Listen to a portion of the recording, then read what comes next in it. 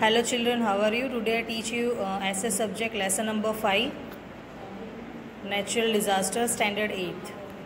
On 20th March 2011, Krishna saw the pictures of a tsunami in the newspaper.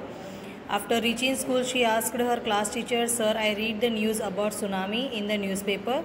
How does a tsunami occur?" Sir replied, "Natural disasters are of the two types. Disasters like earthquake, tsunami and volcano occur due to the changes in the interior of the earth, whereas disasters like flood, cycle, forest fire, drought etc. occur due to the change on the surface of the earth."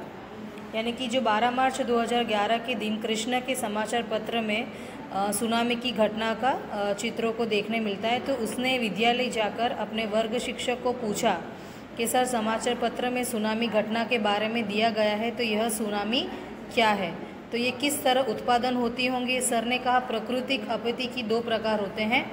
पृथ्वी का आंतरिक परिवर्तन के कारण भूकंप और ज्वालामुखी और tsunami उत्पन्न होता है, तो जबकि बाहरी परिवर्तन के कारण बाढ़, सूखी को स्थिति, तूफान और दावानल की घटनाएं होती है। अब आया भूकंप। अर्थक्वेक क्या होता है? The weak upper crust of the earth suddenly express tremor either due to the collisions of updates or due to the tremendous pressure in the interior of the earth, and waves. The tremor of the earthquake originate from its approach center, so which is deep down below the surface of the earth. Such sudden shaking or trembling is known as earthquake, and earthquake waves are created from the epicenter during the process of an earthquake. An earthquake occurs due to internal disturbance in the earth. So the waves of earthquake spread overward from the epicenter. The point on the surface of the earth exactly above the hypocenter focus is known as the epicenter. The intensity of the earthquake is felt the maximum around the epicenter. The intensity of the earthquake decrease and we move away from epicenter. The effect of an earthquake depend on the intensity of the earthquake, and we can measure the intensity of the earthquake and how its points of origin, hypocenter, with the help of the seismograph. So there are three main regions for the occurrence of an earthquake: earthquake caused by the volcanic eruptions, and earthquake caused by the strike slab flood, and earthquake caused by the subduction heat and active subduction zone. यानी कि भूकंप का जो पृथ्वी के भूगर्भ में होने वाला तीव्र भूचालन और दबाव के कारण कुछ कमज़ोर भाग अचानक तेज़ी से कांप उठते हैं, तो इस प्रकार अचानक होने वाली जो कंपना है को भूकंप कहते हैं। तो भूकंप की क्रिया के केंद्र बिंदु से भूकंप को लहरें उत्पादन होती है, और जिसे हम भूकंप केंद्र यानी एपिसेंटर कहते हैं। भूकंप के जो केंद्र पृथ्वी के नीचे के भाग में होती है, और यह आंतरिक जो भूचाल है, तो यह जो इस आंतरिक भूचाल के कारण ही भूकंप होता है। तो भूकंप केंद्र में से भूकंप की लहरें सभी जगह फैलती है, और उसमें से कई लहरें भूस्खलन तक पहुंचकर अपना प्रभाव फैलाती है। और भूकंप केंद्र में से पृथ्वी की सतह के नज़दीक के स्थान या केंद्र का भूकंप निर्गम केंद्र कहते हैं। तो भूकंप का सबसे अधिक प्रभाव भूसतह पर निर्गसन केंद्र के भाग में अनुभव किया जाता है। तो इस केंद्र में जितना दूर जाते हुए स्थान पर जाए, वैसे ही उसका प्रभाव कम हो जाता है, और किसी भी प्रदेश में होने वाले भूकंप का प्रभाव भूकंप के वेग के ऊपर आधारित होता है।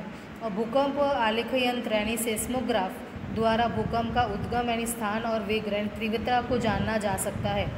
भूकंप के होने के मुख्य 3 कारण होते हैं। एक तो ज्वालामुखी भूकंप और विभागजन्य भूकंप यानी कि स्ट्रिक स्लिप फ्लड, और भूस्खलन भूकंप यानी कि subduction in an active subduction zone.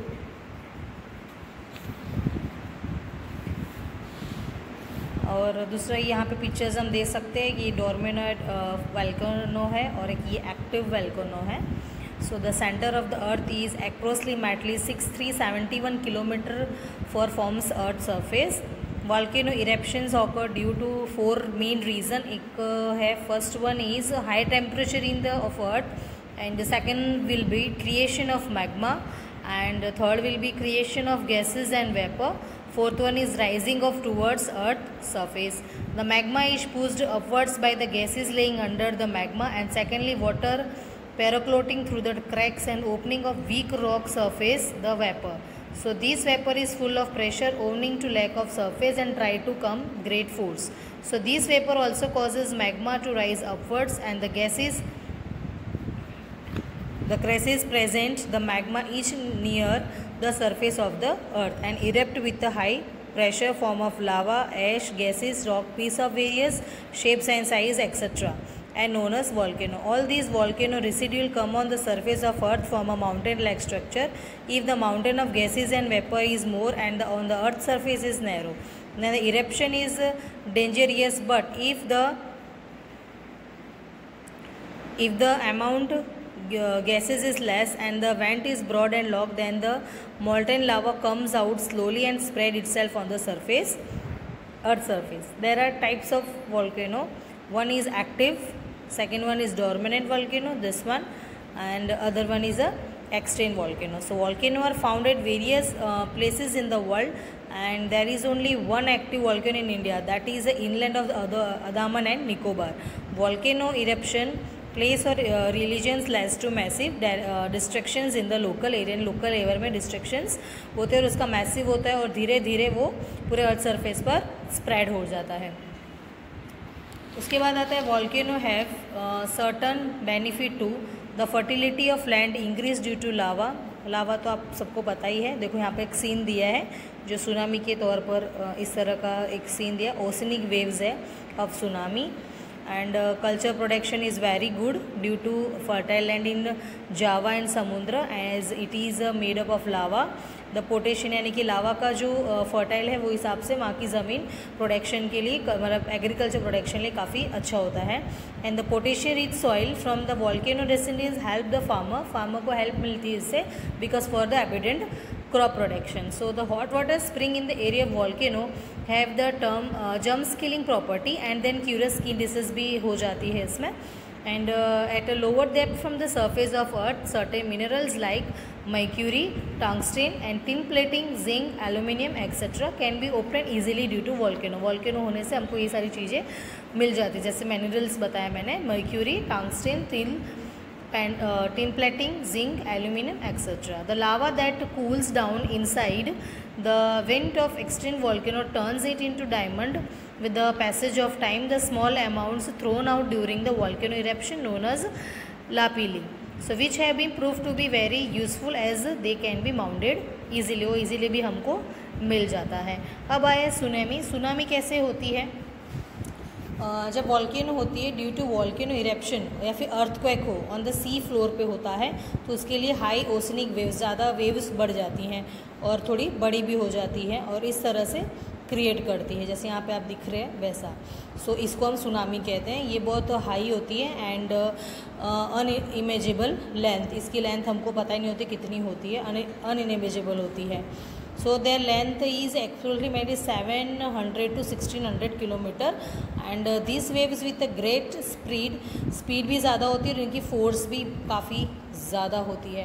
By the time and they reach the coast, जब वो कोस्ट पे रीच होती है, they attain great height and power with causes a great deal of destructions in the coastal regions. It was witnessed on 11th March 2011 Japan में. ये ऐसा एक tsunami आई थी वहाँ पर 2011 यानी इन जापान में.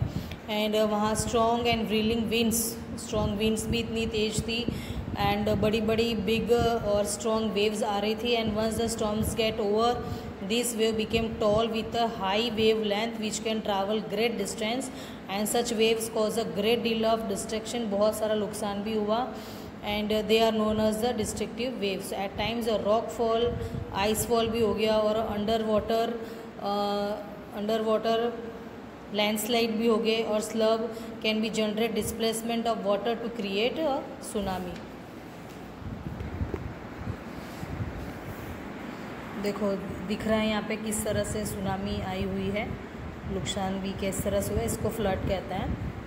Flood, the following of excess of water in a river is called a flood. Flood अगर ड्यू टू टू वेज, एक तो ज़्यादा बारिश होने के कारण भी हो जाती है या फिर कोई भी रिवर ब्रेक हो जाते, कोई भी डैम साइड में, तभी भी इस तरह से हो सकता है. ये फैमिन होता है, seen during the time of famine, जब इस तरह से ज़मीन बंजर हो जाती है, सूख जाती है. rainfall lead to the drying up of the groundwater and shortage of water and shortage of food and water, and this condition is known as famine। जब वहाँ पर इस तरह से सूखापन हो जाता है तो खाने और पीने की भी बहुत प्रॉब्लम शॉर्टेज हो जाती है। सो दिस कंडीशन को फैमिन बोलते हैं। The condition of the famine occur in case of scanty rainfall और no rainfall for 2-3 years successively. Scanty अगर ज़्यादा बारिश हो चाहे ना हो तो ऐसे 2-3 साल इस तरह से ज़मीन जो है वो सूखी पड़ जाती है और खाने पे और पीने के लिए भी बहुत शॉर्टेज हो जाता है। तो इस पॉसिबिलिटी को फैमिन बोलते हैं। And less if we plant more trees, तो ये सब कम कर सकते हैं अगर हम ज़्यादातर पेड़ उगाएं। अब नेक्स्ट हमारा है साइक्लोन। देखो साइक्लोन आपको दिख रहा हो, यानी कि आंधी तूफान का दृश्य है। साइक्लोन यानी आंधी तूफान किस तरह से हो रही है। The simple meaning of cyclone is air which blow at a great speed. यानी सिंपल सी यही बात है कि अगर हवा ज़्यादा देर मतलब ग्रेट स्पीड में चले तो सुनामी का आंधी तूफान का आ सकता है। और the coastal area of India experience cyclone every year, हर साल साइक्लोन आता है। And the eastern coastal specially experience it every year. The adjacent regions also feel the effect of cyclone when it has it highest intensity, and this which effect limited area for a limited period of time only.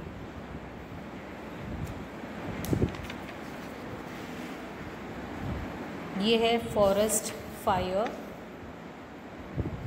यानी कि दावनल का दृश्य है। ये forest fire कहते हैं। Friction between dry branches of trees and other factor cause forest fire. Trees causes great amount of damage to the forest resource. जंगलों में जब वृक्ष के परस्पर यानी कि घर्षण होता है आपस में, तो उस घर्षण में गिरती तड़ती या किसी भी अन्य कारण से आग लग जाती है। तो जैसे ही ये फॉरेस्ट फायर, उसे फॉरेस्ट फायर कहते हैं, और इस तरह से फॉरेस्ट सारा डैमेज हो जाता है, जिस तरह से आप देख सकते हैं पिक में। और यहाँ पे दिया है लैंडस्लाइड, यानी कि भूस्खलन का दृश्य है ये, यानी लैंडस्लाइड यानी भूस्खलन। The sliding of large mass of rock material soil etcetera down the side. देखो जिस तरह से ये यहाँ से मटेरियल कैसे आ रहा है स्लाइड ऑफ द माउंटेन, और term as a landslide. And 2 factor cause landslide, excessive rainfall और दूसरा है इसका कारण और एन अर्थ क्वेक यानी भूकंप। For example in the rainy season में अगर भूकंप आ जाए तो इस तरह से मिनरल्स वगैरह देखो दिख रहा है आपको लैंडस्केप पे कैसे आ रहा है। And the railway transportations in Konkan observed due to landslide. इस तरह से यहाँ एक लैंडस्लाइड का सीन दिया है। तो यहाँ पर ही हमारा चैप्टर ख़त्म होता है। Thank you.